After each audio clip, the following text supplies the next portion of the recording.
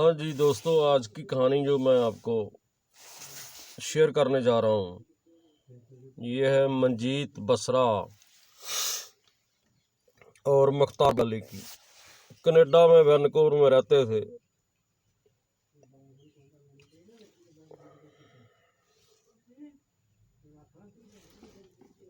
कभी लड़ पड़ते, कभी फिर वही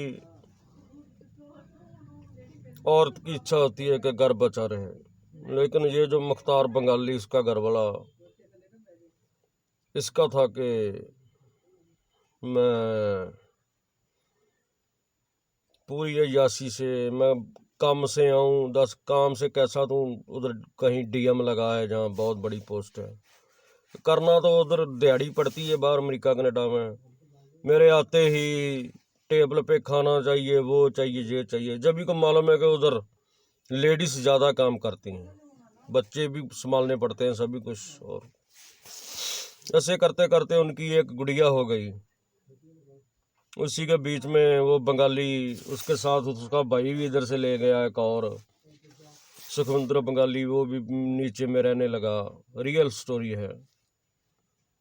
मंजीत बसरा मर्डर कांड हुआ था वैनकूवर में।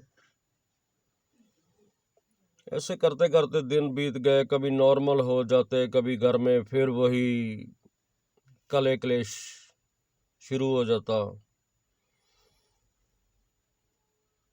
वो मंजीत जो थी वो पूरा घर को बचाने की कोशिश कर रही थी कि घर उजड़ जाए तो बचता नहीं है। तो उसका जो नीचे देवर रहता था बेसमेंट में, उन्होंने जो रेंट पे घर लिया था, जिनकी बैंक में अभी किस्तें उतार रहे थे। 35 साल तो वो अपना गाड़ी बनाने में लग जाते हैं, एक जन्म गया। तो वो जो था वो मंजीत को कुछ ज़्यादा ख़राब कर रहा था।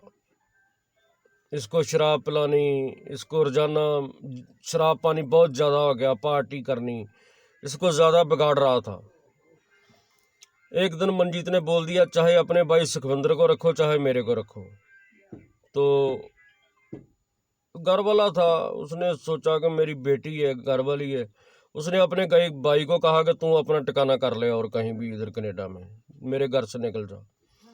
जब भी उसने निकाला तो वो अपने जाते जाते 2-3 उसको बातें कह गया जो मंजीत बंगाली के घर दिमाग में घुस गई कि तू अपनी नामर्दी छिपाता फिरता है, वो है जे है। उसके कहने का तात्पर्य ये था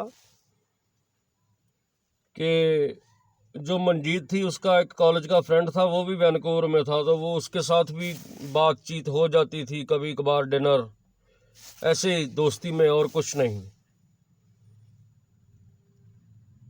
लेकिन वो बहुत अच्छी थी, अपने घर परिवार के बारे में बहुत सोचती थी। करते करते दूसरी प्रेगनेंसी जब भी उसको हुई तो उसकी गुमशुदा हो गई। वो 3-4 साल बाद कला क्लेश में 8 साल ऐसे निकल गए। दूसरी प्रेगनेंसी के दौरान उसकी लाश जो है वो डेल्टा है वैनकूवर का एक इलाका, वहाँ पे मिली जली हुई। लेकिन इतनी भी जली नहीं थी पहचानी ना जाए। वैसे भी उधर की टेक्नोलॉजी तब बहुत हाई थी, आज तो हम उनसे ऊपर हैं। तो उन्होंने पता लगा लिया कि मंजीत बसरा की ये है। लेकिन बहुत ये करता रहा, उसकी गुमशुदगी खुद ही थाने में रिपोर्ट लिखवाई, पुलिस स्टेशन में खुद ही साथ साथ घूमता रहा। तो बहुत पुलिस ने इन्वेस्टिगेशन की, लेकिन किसी भी तरफ कोई सुराग नहीं मिल रहा था।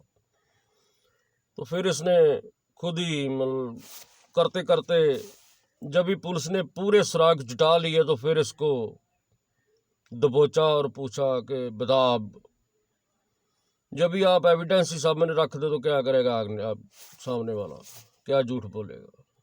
तो बोला कि हाँ, मेरे को उससे बहुत नफरत हो गई थी।